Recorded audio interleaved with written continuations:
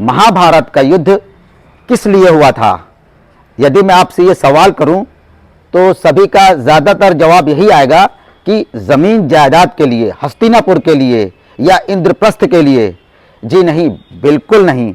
महाभारत का युद्ध जो है ज़मीन जायदाद के लिए तो हुआ ही नहीं, और ना ही भाई द्रौपदी जी ने जो दुर्योधन को कहा था कि अंधे का पुत्र अंधा, वो भी नहीं, क्योंकि महाभारत के रचयिता जो वेद व्यास जी थे उनके द्वारा लिखित महाभारत में ऐसा कहीं प्रसंग आता ही नहीं है जहाँ पे द्रौपदी जी ने दुर्योधन से ये कहा हो कि अंधे का पुत्र अंधा।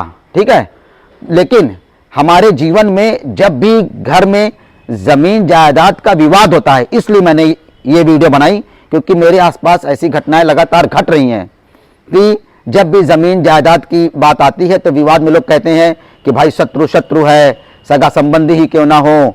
ज़मीन जायदाद की बात पे, ठीक है, अधिकार की बात में जब आती है अधिकार की बात, तो उसमें इन शब्दों का प्रयोग करते हैं कि शत्रु है, ठीक है, लेकिन कर्तव्य कहीं भूल जाते हैं कि कर्तव्य क्या है।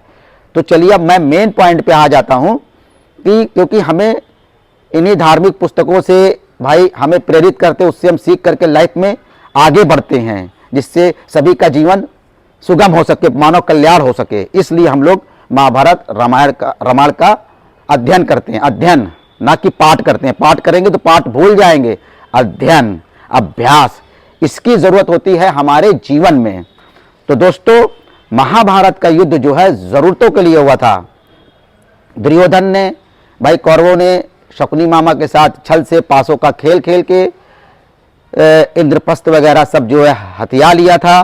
तो उसके बाद उस दुर्योधन ने शर्त रखी कि 12 वर्ष का वनवास, 1 वर्ष का अज्ञातवास पांडवों को दिया जाए। ठीक है, उसके बाद जो है इनको वापस किया जाएगा, इनका जायदाद वगैरह जो भी होगा।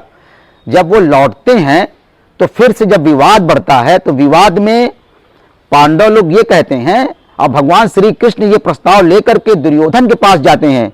भगवान श्री कृष्ण भाई जमीन जायदाद के लिए नहीं गए थे दुर्योधन के पास कि भाई हस्तिनापुर दे दो, ये इंद्रप्रस्थ दे दो, ये हिस्सा वो हिस्सा दे दो जो लिया है। नहीं, भगवान श्री कृष्ण पांडवों की तरफ से केवल ये बात दुर्योधन से कहने गए थे कि हमें 5 गांव दे दो, 5 गांव। हमें राजा नहीं बनना है, हमें बहुत बड़ा भाई रियासत नहीं चाहिए, सिर्फ 5 गांव चाहिए। 5 गांव यानी जरूरत के अनुसार हम अपने जीवन यापन कर सकें, गुजारा कर सकें। ठीक है भाई, जीवन जीने के लिए चाहिए ना। लेकिन दुर्योधन जो है पांडवों से इतना जलन करता था, इतनी नफरत करता था कि वो उनके साथ जीना ही नहीं चाहता था। अहंकार में चूर कि मैं तो सुई की नोक के बराबर भी भूमि नहीं दूंगा। ये थी दुर्योधन की भाई मनसा, युद्ध करने की मनसा दुर्योधन की थी। ठीक है, जो हम लोग झट से कह देते हैं जमीन जायदाद का मैटर आता है तुरंत गीता का पाठ, शत्रु है, सगा संबंधी ही क्यों ना हो। जी नहीं, मैं बार बार कह रहा हूं, भगवान सिर्फ जरूरतों के लिए कहने के लिए गए थे। बात जरूरत की लड़ाई लड़ी गई, जरूरत की, कि 5 गांव भी नहीं दे रहे हैं, सब कुछ छीन ले रहे हैं। क्या आपके या हमारे घर में जो जमीन जायदाद का हिस्से का बंटवारे का जो मुद्दा चलता है, क्या हमारे घर वाले हमको पूरा निकाल देते हैं, 1-2 कमरे में नहीं देते हैं? तो युद्ध जो है, मैं युद्ध पे बोल रहा हूं दोस्तों, जो तुरंत झट से युद्ध हथियार उठा लेते हैं। जब युद्ध अंतिम विकल्प है, जब बिल्कुल आपकी जरूरतों को भी कोई खत्म कर दे, बिल्कुल आपको जीने ही ना दे, एक रोटी भी ना खाने दे सूखी, तब युद्ध होता है। ऐसे युद्ध नहीं किया जाता है कि भट से हिस्सा बांट की बात है तुरंत युद्ध कर दिए। जी नहीं, घर में 10 कमरे हैं तो 2 कमरे, 1 कमरे आपको मिला, रह रहे हो ना।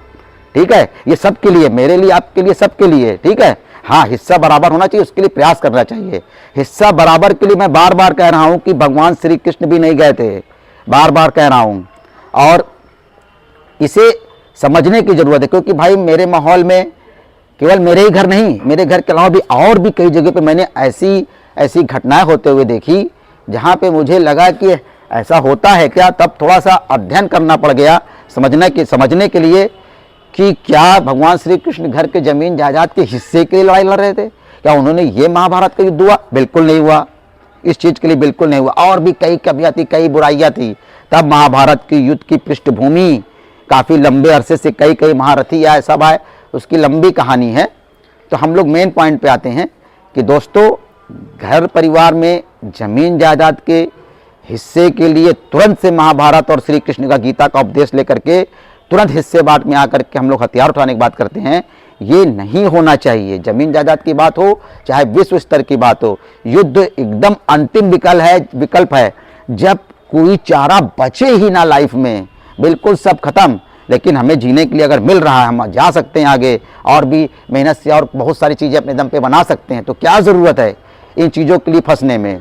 आप भाई बातचीत करिए, विवाद है सब हल करिए, लेकिन कृपया करके हर चीज़ में गीता का पाठ पढ़ के एकदम उसे हथियार उठाने लेने वाली बात बिल्कुल गलत है।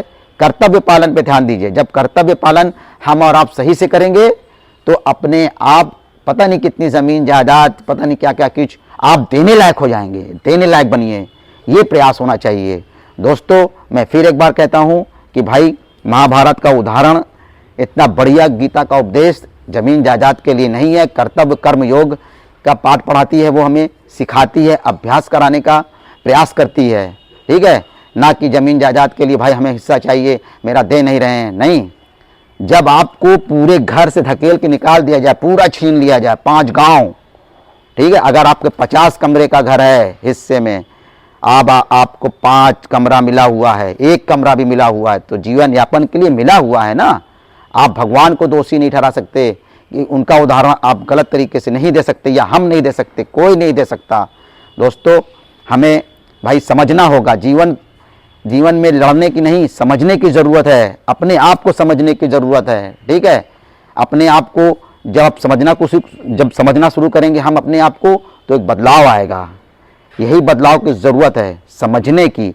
और बदलाव कैसे आता है? लगातार अभ्यास से। एक दिन में चीज़ें नहीं बदलती हैं, अभ्यास करना होता है, ठीक है। दोस्तों मैं फिर वीडियो समाप्त करने से पहले बोलता हूँ कि महाभारत का युद्ध सिर्फ ज़रूरतों के लिए हुआ था, ज़रूरतों के लिए। 5 गांव, वो भी सुई की नोक के बराबर भूमि देने को तैयार नहीं हुए दुर्योधन, तब जाकर के अंतिम विकल्प में और भी कई कारण बने, तब जाके हुआ। नहीं तो पांडव या श्री कृष्ण युद्ध नहीं चाहते थे, इसके लिए 1000 बार दुर्योधन को समझाया भी गया था। क्या कोई आपकी ज़रूरतों का हनन कर ले रहा है, छीन ले रहा है, आपको निकाला कर दे रहा है, बिल्कुल घर खत्म कर दे रहा है, तब अंतिम विकल्प बचता है। ऐसा तो है नहीं, अभी ऐसा हुआ है तो फिर हम लोग युद्ध नहीं करेंगे, हम लोगों के लिए युद्ध नहीं बना है। दोस्तों अर्जुन, युधिष्ठिर, दुर्योधन सब राजा थे, युद्ध राजाओं के बीच होता है, हम प्रजा हैं। अगर हमारी कोई शिकायत होगी ज़मीन जायदाद की या किसी चीज़ की, तो हमें न्यायालय जाना चाहिए। राजा यानी भाई हमारे देश के प्रधानमंत्री हैं, मुख्यमंत्री हैं, न्यायालय है, सब इन सब चीज़ों से गुहार लगाएंगे कि हमें न्याय दिया जाए। ये होता है सही तरीका। हम लोग राजा बनने लगते हैं। हथियार कौन उठाया था? आप रामायण देखिए चाहे महाभारत देखिए, हथियार उठाने का अधिकार सिर्फ राजाओं का था। प्रजा गुहार लगाती है कि हमारे साथ अन्याय हो रहा है, हमें न्याय दिलाएं। तो दोस्तों इसके लिए हथियार उठाने की जरूरत नहीं है, न्यायालय में विवाद को सुलझाया जाता है, इसमें सुलझाएं। घर का जो भी विवाद चल रहा है, ठीक है। मेरा समझाने का यही ध्येय था, क्योंकि हम इंसान बनना चाहते हैं, इंसान बन के रहेंगे तो ज़्यादा सुखी रहेंगे। तो चलिए मैं यहीं पे वीडियो समाप्त करता हूँ। नमस्कार।